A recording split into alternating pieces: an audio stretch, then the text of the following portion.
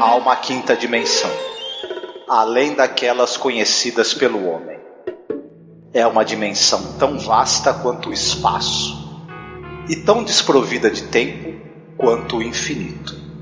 É uma zona intermediária entre a luz e a sombra, entre a ciência e a superstição. E se encontra entre o abismo dos temores do homem e o cume dos seus conhecimentos. É uma dimensão da fantasia, uma região além da imaginação.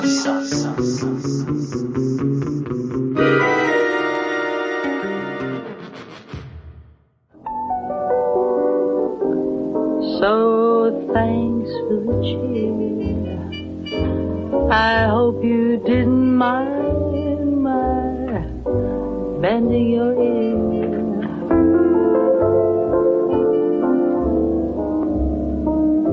This torch that I found must be drowned, or it just might explode. Make it one for my baby and one more for the road.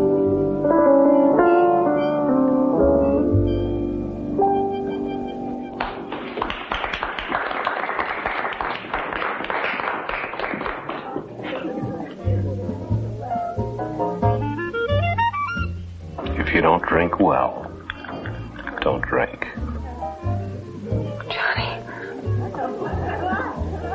Johnny, are you a ghost? Sure, a ghost. I just came down to check the mourners, read the obituaries.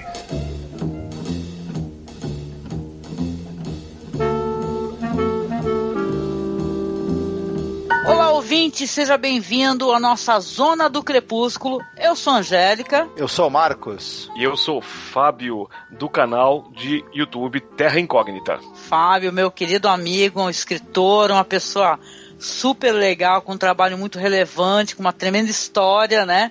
Dentro da ficção científica, né, Fábio? Você é sempre muito mencionado aqui, não sei se tu repara nisso. Eu reparo. Os podcasts que tu tá mencionado, tu não saiu ainda. Ah, que legal. Eu fico muito feliz. Eu acho que é o seguinte, eu acho que antes de ser escritor, eu sou leitor e eu sou espectador. Eu sempre, desde muito pequeno, consumi muita ficção científica em livro e em séries de TV e filmes. E acho que é por isso que fica tão legal bater papo, assim, né, num podcast. Porque a gente tá falando como fãs agora, né? O Twilight Zone é uma série que eu vi quando criança, depois eu vi de novo na adolescência, agora já na fase adulta eu consegui, né, baixar todos os episódios, volta e meia quando eu não tenho muito o que fazer, tô de saco cheio, eu sento, assisto um episódio de novo, e agora eu tenho a maturidade de entender, olha, esse autor aqui trabalhou em tal livro, em tal série, eu já começo a pegar todas as referências, então eu acho muito mais gostoso, né? Mas a gente vai falar hoje no episódio, trouxemos o Fábio para isso, um episódio que é bem de explodir a cabeça, é muito interessante. Fico imaginando a cara das pessoas, né, assistindo esse episódio lá nos anos 60, né? The Four of Us Are Dying. Isso, episódio que foi ao ar dia 1º de janeiro de 1960, e o diretor John Brennan, roteiro é do Rod Serling, baseado num conto do George Clayton Johnson, né, que inclusive você falou que queria comentar um pouco sobre o trabalho de George Clayton Johnson, né? Fica à vontade, Isso. Fábio. Tá, não, o George Clayton Johnson, ele morreu em 2015 com 86 anos de idade e inclusive a gente foi amigo de Facebook. O George Clayton Johnson já velhinho ali, mas muito simpático, muito gente boa.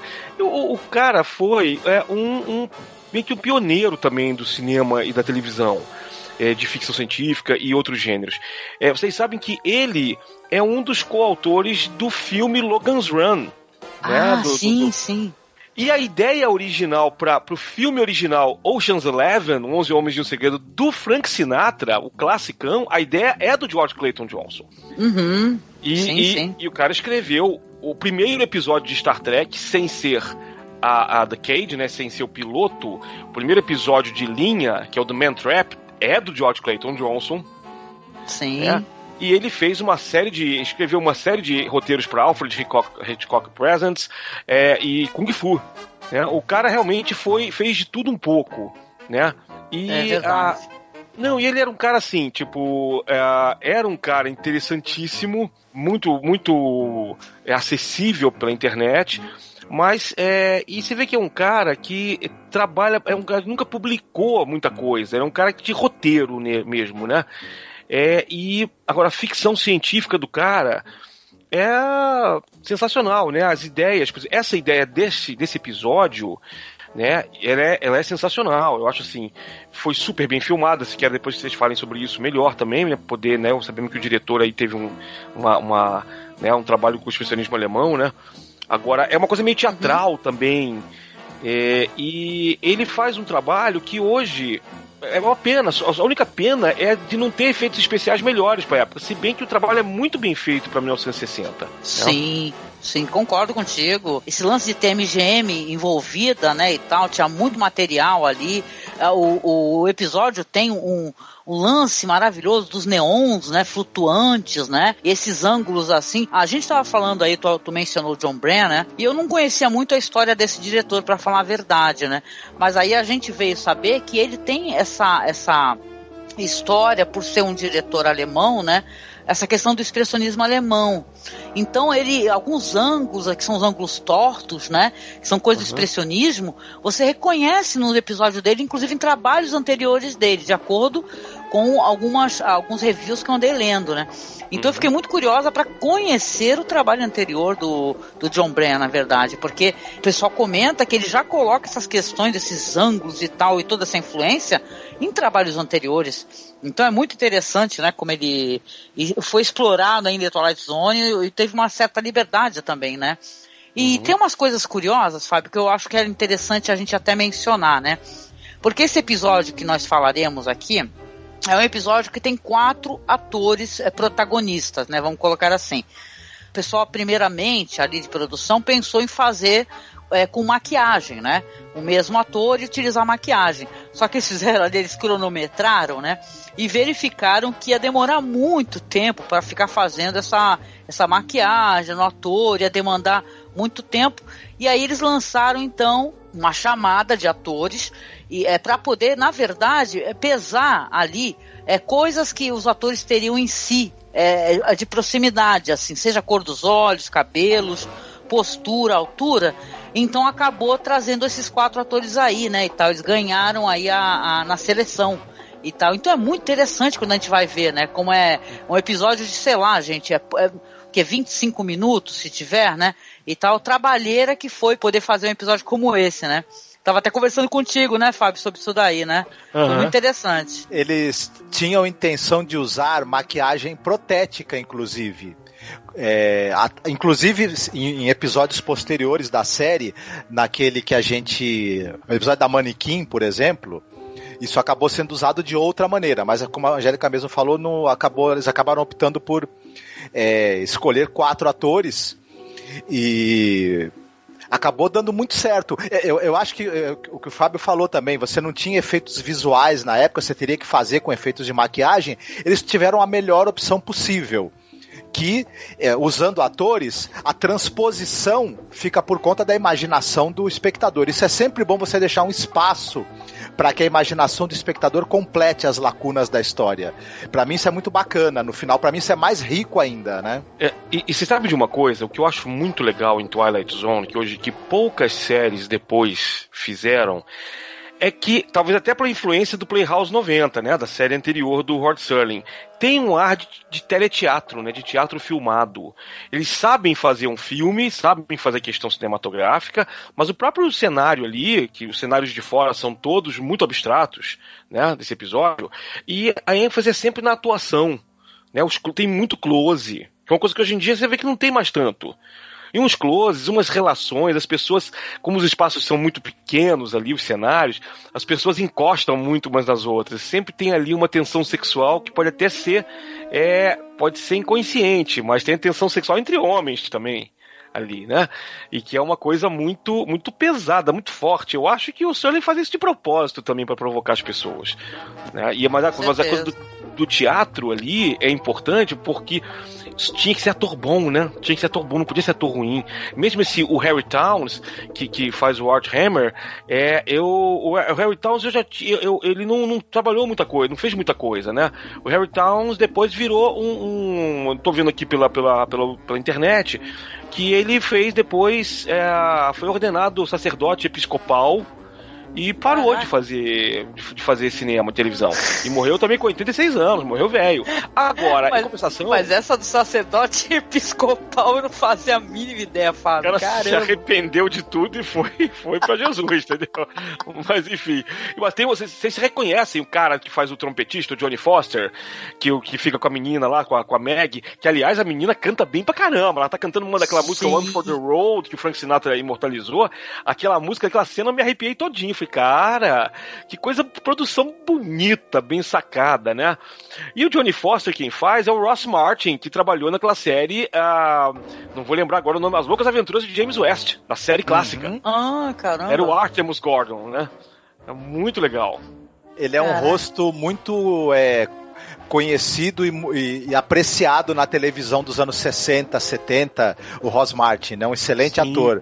O Philip Pine, que ele faz o Virge, um dos outros 4 alter egos aí do nosso personagem principal, ele era um cara também que ele era roteirista, diretor de cinema, e depois ele passou a ser ator de TV, então era um cara com um background muito sólido. E o Don Gordon o pessoal conhece do Bullet, por exemplo, e do É Proibido Procriar, né? Também outro ator com uma carreira muito sólida. Nossa, adoro esse filme, muito bom, a gente fez podcast sobre ele. É Proibido Procriar, né, o Fábio, contigo. Sim, eu lembro. Zero Population Graph, muito bom esse podcast. Esse filme foi muito legal, quero muito rever esse filme. Poxa, muito legal. E, cara, tem tanta coisa interessante, tanta coisa curiosa que dá pra gente mencionar aqui, porque a gente tá falando aí do George Clayton Johnson e sobre o conto dele, né? O que eu tenho aqui de informação é que parece, na época, que esse conto dele tinha tipo o quê? 3 páginas e meia. Né? E a história, a gente não falou ainda do sinopse, tá? Mas a história ali no conto do George Clayton seria sobre um cara que, na verdade, o rosto dele se alterava conforme o desejo das pessoas em torno dele. Vamos supor, a pessoa queria muito ver a pessoa amada e tal, não sei o quê, uma pessoa que tinha o desejo de ver, o rosto dele se transformava, porque o cara é um metamorfo, né, esse negócio do rosto dele ficar se transformando. E nessa história aí do Johnson, né, no caso, o final é diferente, porque, claro, o Selling colocou ali uma outra coisa em cima, né. O final é diferente porque o cara ele acaba morrendo porque, na verdade, tem um cara que tá procurando, o outro que ele quer matar, entendeu? Então ele quer muito encontrar o cara e ele se transforma, né? O rosto dele se transforma, diz que é numa estação, né, de trem, o rosto dele se transforma no cara que ele quer matar e ele acaba morrendo assim. Coisa que o Selling fez totalmente diferente aí na história, né? A trilha sonora, gente, a trilha sonora do Jerry Goldsmith, tá? Eu acho sensacional. Se tem uma coisa que esse episódio tem que ter essa menção, é a trilha, né? Aqueles metais, né? Aquele negócio da cidade grande, né? Que é uma coisa que eu acho que foi muito reproduzida posteriormente, né, Fábio? Né? Esse negócio dos neons e a trilha, param, param, param, né? Esse negócio tu reconhece logo de cara, né? Em qualquer peça de teatro, né? Ou episódio de televisão, né? Você sabe, eu tô procurando agora enquanto a gente tá conversando aqui, você sabe que eu lembrei agora de onde eu vi pela primeira vez esse tipo de filmagem, né? O filme The Man with the Golden Arm, do Frank Sinatra, que é de 5 anos antes, O Homem do Braço de Ouro. A abertura é exatamente daquele jeito, só que a abertura, inclusive, parece uma coisa feita à distância, por um cenário totalmente teatral, do Frank Sinatra chegando lá numa vizinhança lá e tudo, você vê que são andaimes e coisas assim, não sei se chega a ter neons, acho que tem um pedacinho.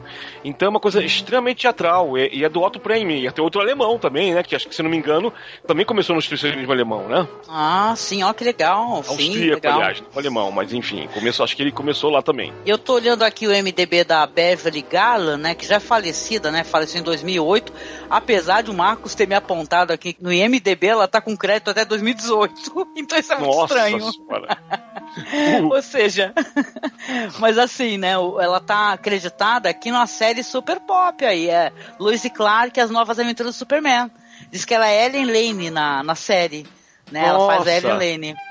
Olha que legal, né, e tal, né, então Essa atriz, por sinal, assim, é uma das minhas favoritas do episódio. A interpretação dela e o segmento onde ela aparece é muito legal, né? Que ela vai da tristeza à paixão, quase uma paixão louca, né? Na atuação, muito legal. O que ela faz ali. Né? Muito legal mesmo. Eu acho que esse é um dos episódios mais bem atuados de Twilight Zone. E é difícil a gente selecionar um episódio, né, bem atuado, porque todos eles são muito bem atuados, né? Com certeza, o Rod Serling era muito exigente. Pra quem não sabe a história, o cara ele vem da TV, inclusive era ao vivo, né? Não tinha esse negócio de você filmar pra depois editar, take 1, take 2, take 3, não. Ou seja, a pessoa tinha que ser muito boa no que fazia, né? Então ele é notoriamente exigente.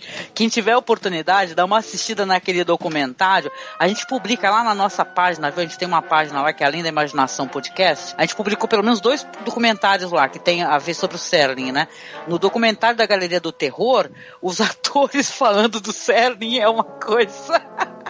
Parece o pessoal falando do Lars von Trier, entendeu? É meio por aí, sabe? Falando, porra, esse cara deixava todo mundo louco, entendeu? Era foda, sério, mas era um cara exigente, não é à toa que o trabalho dele ficou pra posteridade, né? É cultuadíssimo também, né? Eu tenho uma curiosidade, talvez, pra falar em relação à alteração que o Serling fez em cima do conto original, mas essa coisa que eu quero falar tem a ver com uma das recomendações que eu vou fazer no final. Então talvez eu deixe um pouquinho mais pro final, porque o Serling era um grande leitor e um grande interessado nesse universo ali da cultura literária, inclusive da cultura pulp também, né? E nos anos 30 você tinha um personagem que era o Vingador, que ele conseguia mudar o rosto dele, ele tinha uma face maleável e ele assumia outras identidades. Então é muito possível que essa mudança que o Serling fez no conto do Clayton tenha como influência as histórias do Vingador, que eram histórias aí escritas pelo Paul Ernst, né, e foram muito populares assim nos anos 30, 40 e tal, quando a gente imagina que o Serling estava ali se formando como leitor, né, inclusive. Então, mas eu vou falar mais desse personagem na hora da recomendação. O episódio, ele trata de um sujeito chamado Art Hammer. Ele é um daqueles, sabe aqueles escroques, aqueles malandros ali de rua, né? Scroque é um nome maravilhoso, né? Exato. Aqueles sujeitos que vivem de pequenos golpes.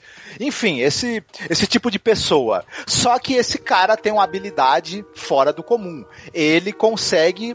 Quando ele olha para o rosto de uma pessoa, se ele se concentrar bastante, ele consegue modificar a musculatura do rosto dele e a aparência exterior da pele, e ele consegue mimetizar, fazer com que o rosto dele fique igual ao rosto daquela pessoa cujo rosto ele está vendo. E esse cara, ele tem um plano na cabeça. Ele viveu uma vida de pequenos golpes, com pouca grana, se dando mal, e ele resolveu finalmente usar essa habilidade dele para dar um grande golpe, que constitui na seguinte ideia: ele vai pegar, trocar de identidade com 2 caras que morreram, né? Um cara que era um músico que faleceu num acidente e ele tá de olho na mulher do cara, né? Na namorada do cara que agora tá sozinha. Ele quer aparecer lá com o rosto igual do cara pra ver se conquista ela. E ele também tá interessado em dar um golpe, porque ele soube que um mafioso foi assassinado. E ele tá pensando em ir atrás do antigo sócio desse mafioso para tentar extorquir algum dinheiro dele.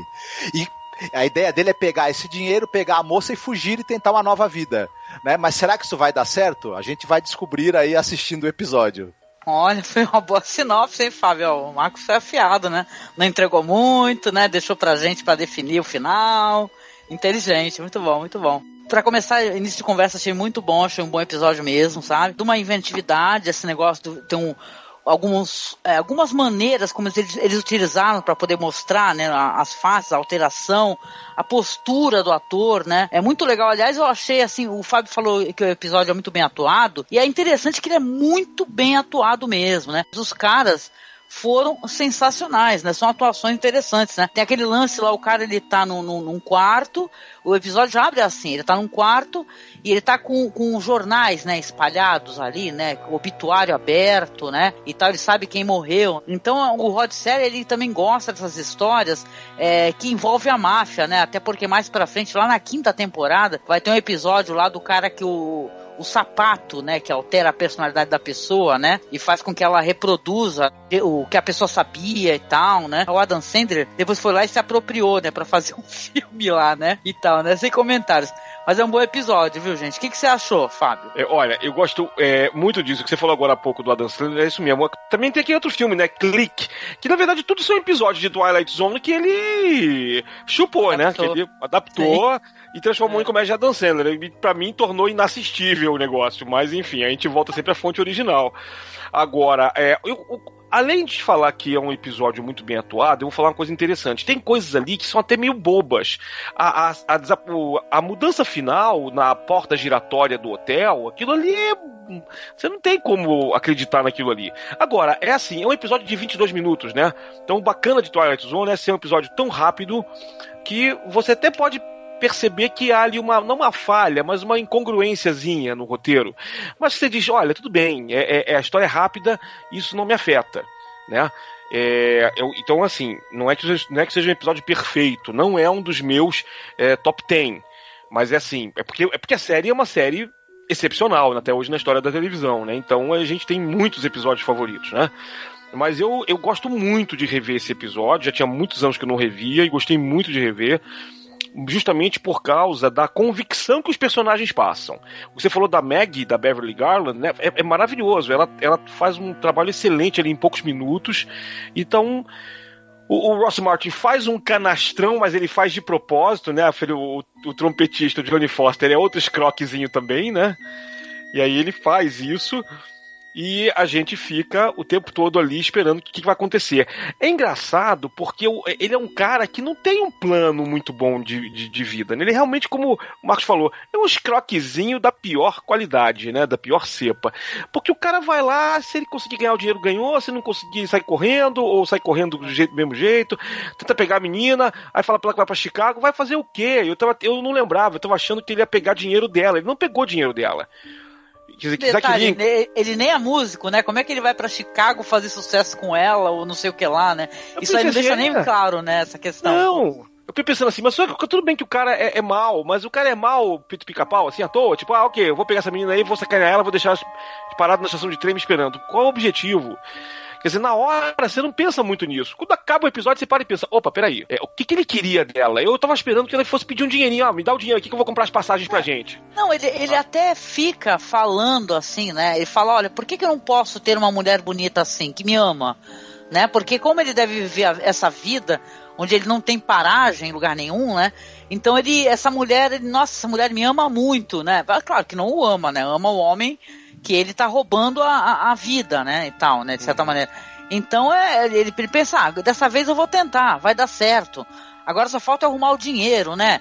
Aí já sabe da história ali do gangster e tal. Agora, é claro, o episódio não explica como é que ele tem todo esse background, entendeu? O lance do gangster e tal, porque algumas informações que ele dá, ficou pra mim a impressão que ele sabia demais. Só isso, entendeu? Como tratar aquele cara e tal. Como é que ele não sabia? Se ele chegasse lá no gangster, lá que deu vários tiros no corpo do cara que ele tá ali emulando, se na verdade o cara não é um cara super agressivo, perigoso e pior ainda do que ele, né? Não, ele imaginou que o cara fosse um cagão. Ou ele é um bom leitor, né, de personalidade, né? Ele é tipo que pega no ar e vai embora, né? Pra mim, a impressão que eu fiquei, Fábio, é que o episódio, ele poderia ter desenvolvido cada história de cada personagem individualmente, entendeu? E dariam boas histórias de Twilight Zone, sabe? Ali pra frente, ali cada personagem teria, assim, pra gente mais informações, seria interessante como espectador, assim, foi a sensação que eu tive. Podia ser um episódio de 1 hora, mas só vai ter isso mais pra frente nas temporadas, né? Então... Pois é. Daria inclusive uma minissérie. Hoje em dia daria uma minissérie de Netflix com 10, 12 episódios, né? Fazendo mais de 4 personagens, inclusive, né? Sim, com certeza. O Game of Thrones tá aí, hein? O Deus de muitas faces aí e tal, né? Olha lá. Eu fiquei falando pro Marcos que tem uma certa... Me lembrou de certa maneira, porque pra quem não sabe, você tá escutando podcast, aqui tá cheio de fã de Game of Thrones, né? Aí eu falei, o cara ali acabou encontrando ali o Deus de muitas faces, que é o estranho, né? Que venera a morte, né? Ele fica brincando com a morte o tempo todo e acabou encontrando o Deus dele, né? E tal. Olha a gente, viajando na maionese. Mas eu acho que é isso. Na verdade, quando a gente começa a pensar, aí você lembra de vários personagens, até os, sei lá, mais entre aspas superficiais, como a vampira dos X-Men, né? Tinha, na verdade, existe um personagem chamado Mímico, que foi um dos primeiros X-Men dos anos 60, e ele morreu rapidamente, ele durou acho que só um arco de história, que era um X-Men que tinha a capacidade de pegar várias... imitar mesmo, virar outro X-Men. Acho que no final ele meio que surta e ele vira um múltiplo X-Men. Isso também você tem o Super Skrull também, né? Que tinha isso nos episódios do Quarteto Fantástico. Então, na verdade, você tem muito esse tipo de sacada de personagens que imitam o outro até o momento em que alguma coisa dá errado e eles entram em massa crítica, né? E aí acabam morrendo de algum jeito. Eu acho que esse episódio ele é uma mistura de... ele tem realmente algumas incongruências no roteiro que vocês citaram. Se a gente começa a pensar muito sobre eles, a gente começa a perceber que algumas coisas foram tanto quanto forçadas. Você tem uma série de coincidências aí que também são tanto quanto mas apesar disso, ele acaba funcionando. Ele é um daqueles roteiros que ele tem problemas nos detalhes, mas a estrutura dele funciona maravilhosamente bem. O que no episódio curto é o que é mais importante, eu acho, né? Inclusive, que a narrativa, a fluência dela dê certo, que a gente compre o conjunto da história e os detalhes depois a gente, né, até releva e tudo mais.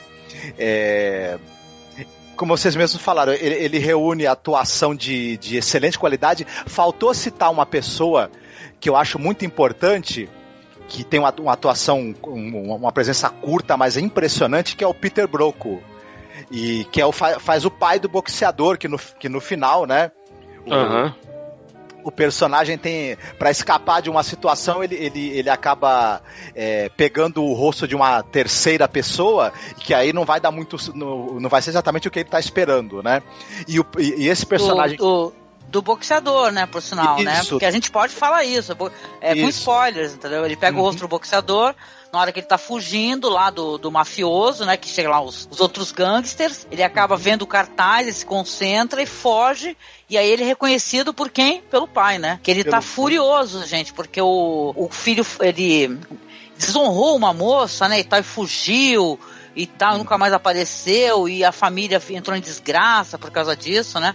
Vai ser o final do episódio, né? Essa questão dele conhecer esse personagem que é o pai. E é uma atuação impressionante desse ator, do Peter Brocco. Que ele é um cara que ele tá no Spartacus, tá no Estranho no Ninho, enfim. E apesar de ser uma ponta pequena, a gente percebe a raiva dele, né? O ódio que ele sente desse filho é uma coisa muito impressionante. A gente vê um pai odiando o próprio filho, né? A ponto de querer até tirar a vida dele. Enfim, como uma maneira também de livrar o mundo dessa praga, né? Que é o filho dele que faz mal pra todo mundo que passa pelo caminho dele. Sim. E é um final muito interessante que esse episódio tem, e também muito sustentado pela atuação desse excelente ator, né? Uma pergunta, a gente traduziu o nome do episódio? Eu não sei, a gente não traduziu não, mas assim, aqui eu não lembro, de alguns desses episódios a gente até tinha uma tradução, né, clássica, mas eu não sei mais, assim, acho que eu, sei lá, podia botar Nós Quatro Estamos Morrendo, né?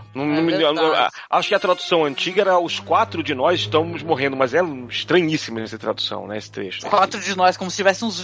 porque poderia ter mais, né? Acho que é isso que eles querem dizer, né?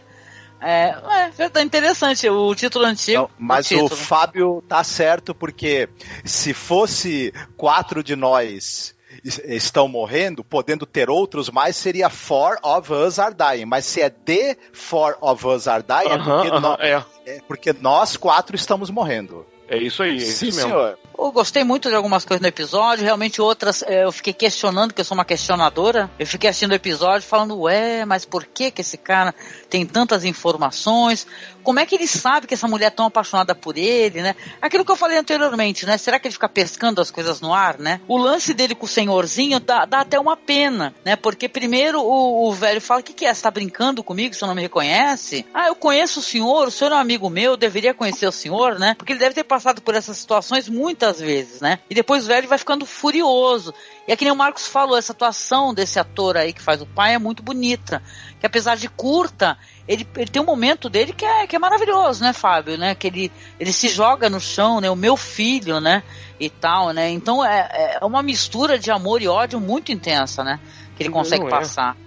Não, eu achei ótimo. Acho legal essa parte, porque você vê que o cara é um malandro, mas ele é um malandro que nunca conseguiu sair daquele nível rasteiro, porque ele engana a pessoa que quer a fim de ser enganada. Quando ele passa na frente do cara e o cara reconhece o filho, ele perde o rebolado e ele não sabe muito bem como agir. Né? Ele meio que no final dá um safanão, derruba o cara, porque sai de fora, quero ir embora aqui, porque já estão descobrindo que eu sou. Mas o velho em momento nenhum desconfia que ele pode não ser o filho, porque a imitação dele é perfeita. Agora, o que você falou, eu fiquei assim, muito curioso o tempo todo no episódio, os diálogos que ele tem. Eu acho que o diálogo que ele tem com a garota é interessante. Eu fiquei pensando assim, será que ele tá agindo com algum conhecimento, ou ele tá falando coisas brandas, platitudes, que ele sabe que uma mulher apaixonada e que tá lamentando a morte do namorado vai querer ouvir. Não sei, eu pensei que pode ser isso, né? A gente dá uma tapeada aí no questão de roteiro com isso. Já como você falou, quando ele vai enfrentar o outro mafioso lá que manda matá-lo, ele dá uma de malucão, vai lá e sabe? Eu sou fodão, senta aí, cala a boca, né, e tal. Eu sei que você fez comigo. Quando ele fala assim, eu sei que você fez comigo, eu falei, vai ver que saiu nos jornais então, né? E tal, mas o cara não ia estar com a polícia no encalço dele.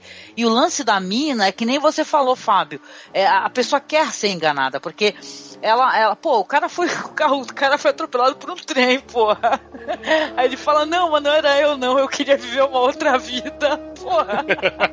Ele aproveita que, por exemplo, ela tá num momento de luto, então ela tá emocionalmente abalada e fragilizada, então ela recebeu esse choque de vê-lo vivo e ela ficou tão feliz que qualquer coisa que esse cara falou, ela acabou acreditando.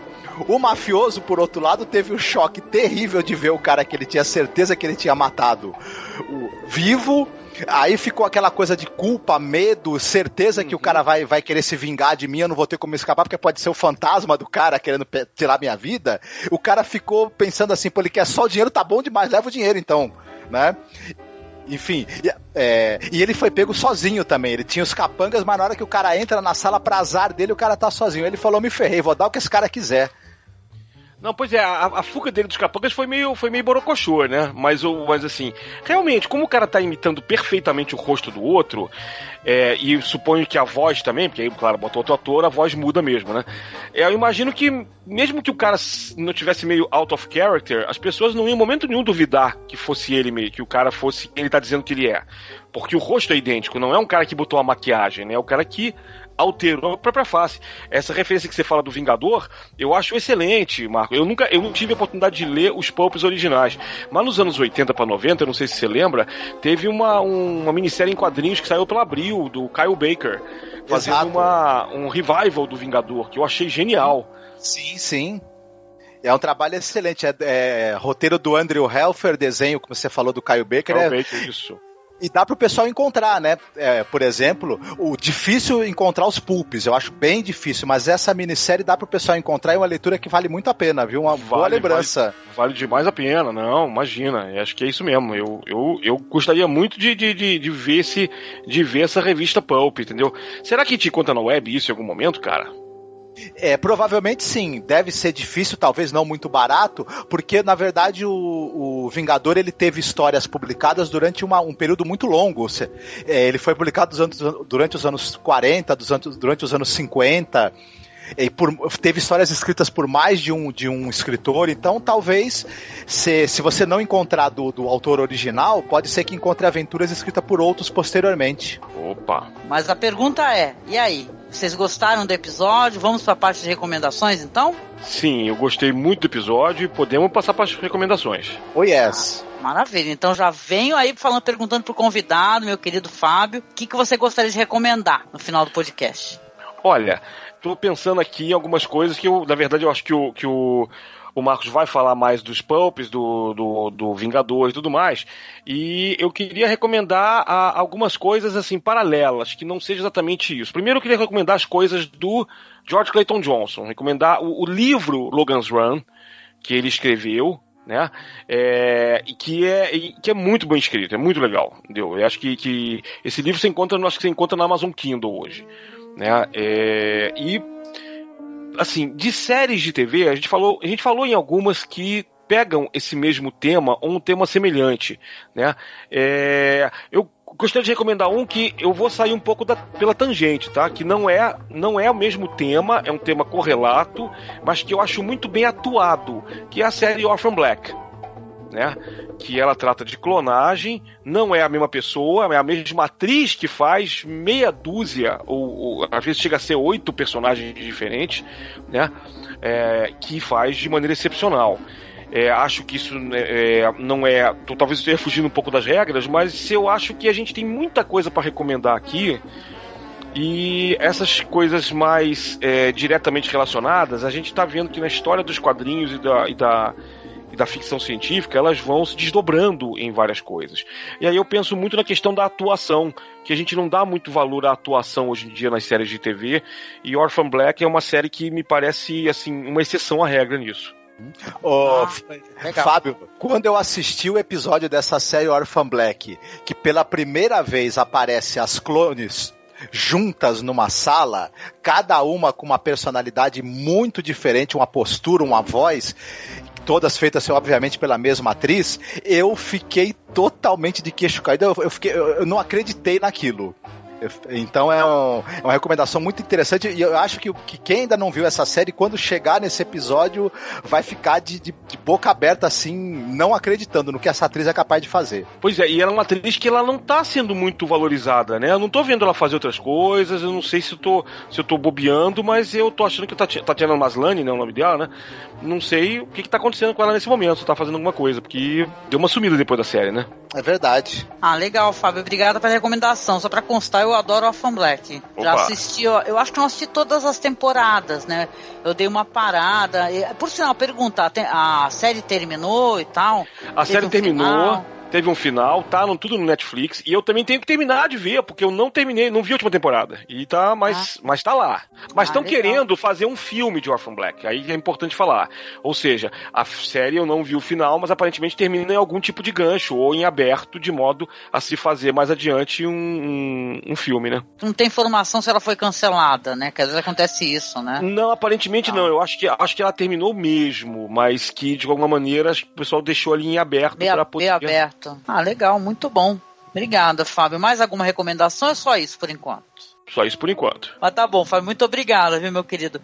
E você, Marcos, qual que seria a sua recomendação? Eu vou só reforçar a recomendação para que o Fábio fez, para que o pessoal leia o quadrinho da DC Comics Justiça Incorporada, Justiça Inc., que saiu no Brasil nos anos 80. Não é difícil de encontrar cópias, que tem esse personagem que a gente tinha falado, que é o Vingador, que é um personagem de literatura pulp dos anos 30. Ele era um aventureiro, né? Aqueles caras que empreendiam aventuras na América do Sul, na África, na Ásia, enfim. Um belo dia ele também era engenheiro. Ele resolve, depois de muitas aventuras e ganhar muito dinheiro, enfim, ele resolve formar uma família, trabalhar mais tranquilamente como engenheiro. Só que acontece um acidente de avião provocado por um pessoal que era inimigo dele. A família dele morre e ele sofre um acidente. Nesse acidente ele sofre um problema no rosto, que ele fica com o cabelo e a pele totalmente brancos, como se ele fosse um cadáver. E ele também descobre que os músculos e a pele do rosto dele se tornaram maleáveis como se fossem borracha. E ele passa a usar essa habilidade que ele tem de mudar o rosto dele para tentar ajudar as pessoas e combater o mal, né? Enfim, depois isso teve um revival desse personagem numa história em quadrinhos que a gente citou aí. É muito interessante quem puder conhecer. E outra recomendação é o filme Z-League, do Woody Allen, que é justamente um cara que consegue mudar de personalidade.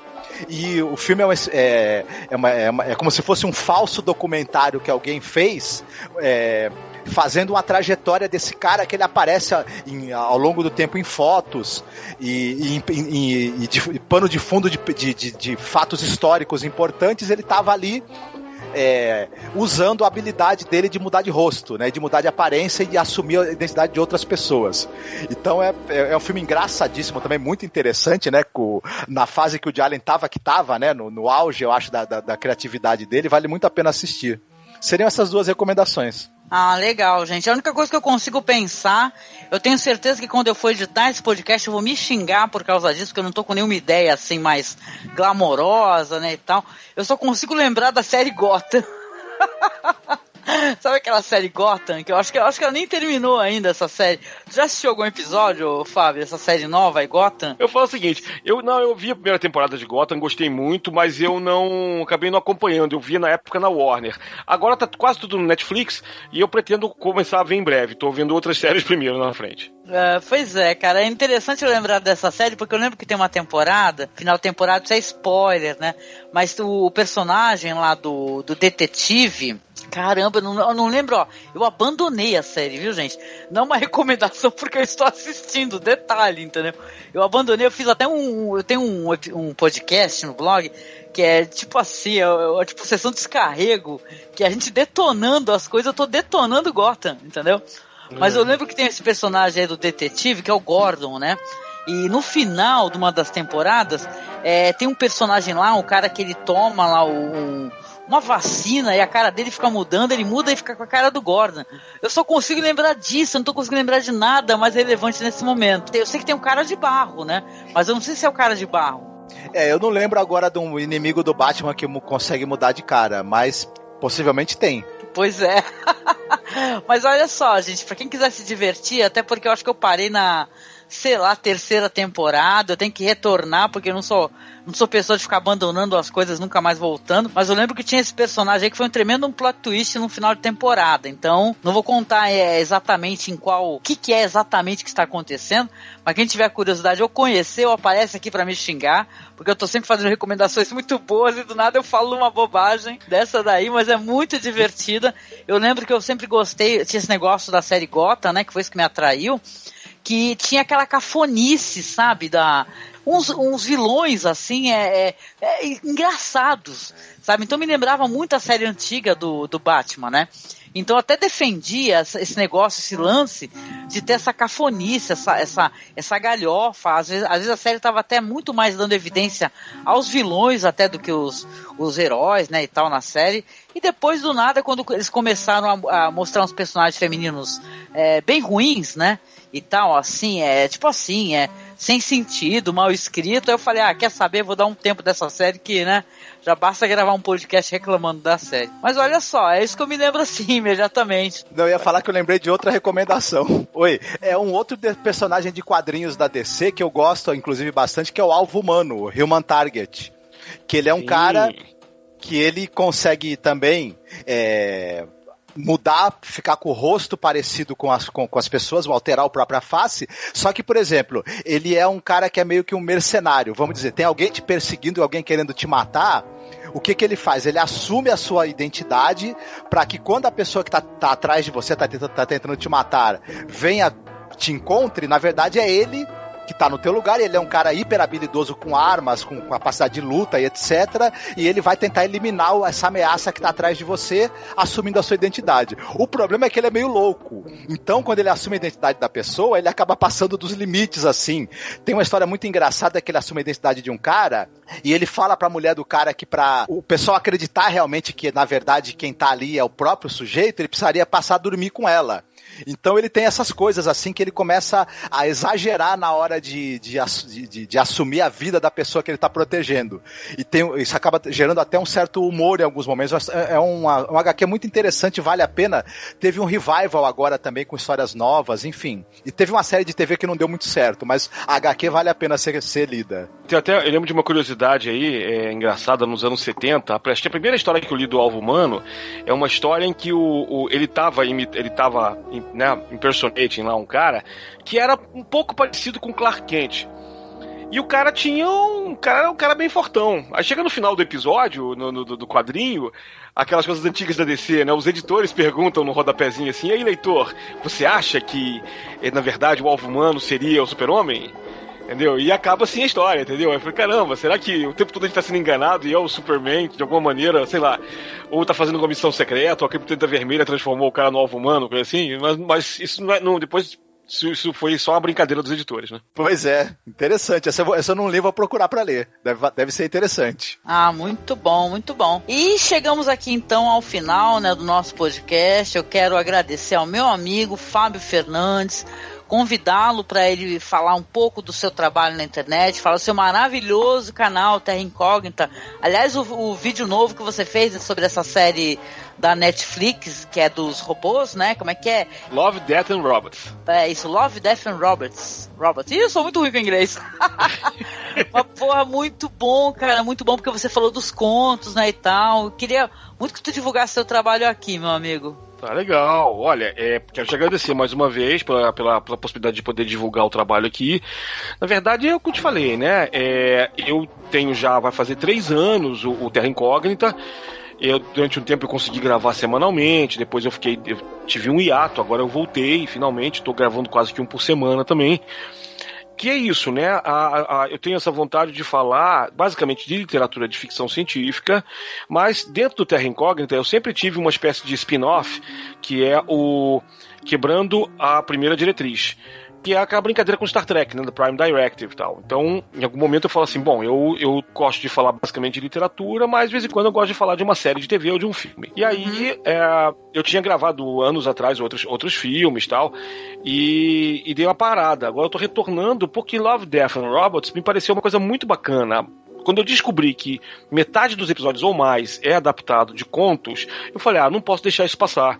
Porque tem muito site nerd divulgando a série, falando só do Tim Miller e do David Fincher, que são os produtores e criadores da ideia original. Mas não tem ninguém, quase ninguém, não tinha, né? Quase ninguém falando dos contos, né? Dos autores, como John Scalzi, Alastair Reynolds, contos de Marco Close. Alguns contos eu gostei, outros eu não gostei, mas eu acho que a série foi muito válida. Ela tem uma pegada legal, tem um sabor um pouco antiquado, um pouco heavy metal, né? Sim. Por outro lado, eu acho que ela abre uma porta interessante. Aí no episódio, inclusive, foi um episódio bem longo, acho que deu uns 41 minutos, porque eu me propus também a fazer uma lista alternativa de episódios que eu gostaria de ver filmados em algum momento. Eu até descobri que alguns desses episódios já tinham sido filmados, né? E eu boto os links lá pro YouTube, né? Tem o Consider Her Ways, do John Wyndham, que é uma espécie de pré-conto da Aya, e essa história foi filmado pelo Alfred Hitchcock Presents. É um episódio de 1 hora, e tá todo na web. Então são coisas interessantes pra gente falar pras pessoas. Então o meu interesse é esse, tá? Eu falei demais agora aqui, só pra amarrar, pra dizer que eu tô gravando, eu tenho no canal, vocês busquem, né? Fábio Fernandes, Terra Incógnita, no YouTube, que eu falo só de ficção científica. Estou também agora, de vez em quando, dando uma palhinha para falar de autores nacionais. Eu não fazia isso. Era uma regra de ouro que eu tinha e que eu resolvi quebrar, porque eu tô vendo agora que tá saindo muito livro bom de autor nacional. Eu não vou fazer resenha desses livros, eu vou fazer recomendações de vez em quando, né? Mas é interessante legal. Todo mundo ficar de olho no canal. Muito bom, muito bom. E eu quero que o pessoal vá lá te visitar também, né? Porque tá muito legal o vídeo, eu também assisti a série. É muito bom conhecer, né? Pra além, né? É muito fácil falar, você falou dos produtores e tal, e não tratar de quem escreveu, né? Os roteiros, as histórias, né? Série linda, gente, muito bonita, muito interessante. Eu ia perguntar pro Fábio o seguinte, se você não vai falar sobre o seu livro, que já tá na pré-venda, né? Ou já tá em venda já mesmo, já direto? Não, isso, tá em venda. Do dia 16 de março o livro foi lançado aqui em São Paulo. O livro livro se chama Back in the USSR. É uma brincadeira com Beatles. Na verdade, o livro eu não posso falar muito para não dar spoiler, porque o livro é meio doido também, né? Eu brinco chamando de um thriller surrealista. Ele é uma ficção científica, ele fala de uma terra alternativa, tipo Homem do Castelo Alto, só que você tem John Lennon, o Monstro de Frankenstein, Marcel Duchamp, Yoko Ono e grande elenco. Menos o Paul. Paul McCartney não tá no livro. O Ringo tá presente. O Paul McCartney não tá no livro, mas o Ringo tá e o George Harrison também. George Harrison dá porrada no livro. Uau! Legal. Acha porrada lá. Ah, muito bom. O link vai ficar aqui logo abaixo pro pessoal acessar e comprar, viu? Façam muito isso, obrigado, gente, legal, por favor. O Fábio, ele é um tradutor excelente, um excelente escritor, então quem ainda não leu algum material produzido por ele, certamente as pessoas que gostam de ficção já leram algum material traduzido pelo Fábio, não percam a chance de ler um livro escrito por ele também, porque ele tem um background aí dentro do universo da ficção científica considerável, né? Então, com certeza é algo que vale muito a pena ser conferido. Obrigada, Fábio, meu amigo. Um prazer ter você aqui, viu? Olha, espero que a gente continue produzindo podcast e continue tendo você aqui também volta e meia, que é muito bom falar contigo. Tá bom, muito obrigado. Eu agradeço a vocês mais uma vez o convite. É sempre um prazer. Adoro bater papo com vocês. Vocês são grandes amigos e também eu tenho que elogiar vocês. Vocês são pessoas que entendem muito do audiovisual, muito de cinema e de TV. E eu adoro conversar com vocês. A gente tem gostos parecidos, mas tem algumas coisas que de repente me faltam na minha cultura e cinematográfica. E eu tô sempre vendo os podcasts de vocês, tô sempre vendo os sites e as recomendações de vocês. Então, olha, pessoal, bom, vocês estão ouvindo aqui esse podcast, e é claro que vocês são fãs do trabalho da Angélica e do Marcos. Mas, por favor, ajudem a divulgar aí, porque tá cada vez melhor. Você vê que eles estão ficando loucos, estão produzindo cada vez mais e mais podcasts. Vamos nessa. Obrigada, Fábio. Muita gentileza sua, meu amigo. Quem dera a gente fosse realmente grandes entendidos. Nós somos apenas também espectadores e tal, e amantes do negócio, né? Então a gente fica muito feliz em fazer, em produzir, e mais feliz ainda por ter gente tão legal como você apreciando, viu? Obrigada. E chegando aqui ao final do podcast, eu pergunto pro meu parceiro, agradeço aqui a participação dele como sempre, o Marcos Noriega, e lhe pergunto qual seria a sua frase final do nosso podcast. E aí, nosso ouvinte, por acaso tiver a habilidade de transformar o seu rosto no rosto de outra pessoa, vê se não vá, por exemplo, fazer isso e transformar sua cara na cara do Trump, né? Procure uma cara bem melhor do que essa, quem né? Quem ia querer fazer isso? Que horror! Pô, vira o, sei lá, Leonardo DiCaprio, sei lá. A Elsa Soares, né? Porra, a Eva Green. A Eva Green, isso, umas rostos bem mais simpáticos e de pessoas bem melhores, né? Ai, gente, é isso, gente. Então a gente deixa aqui um beijo. Chegamos ao final da nossa zona do crepúsculo. Deixamos um abração pra você e até o próximo podcast, né, gente? Fiquem bem, se cuidem. Até o próximo. Grande abraço a todos.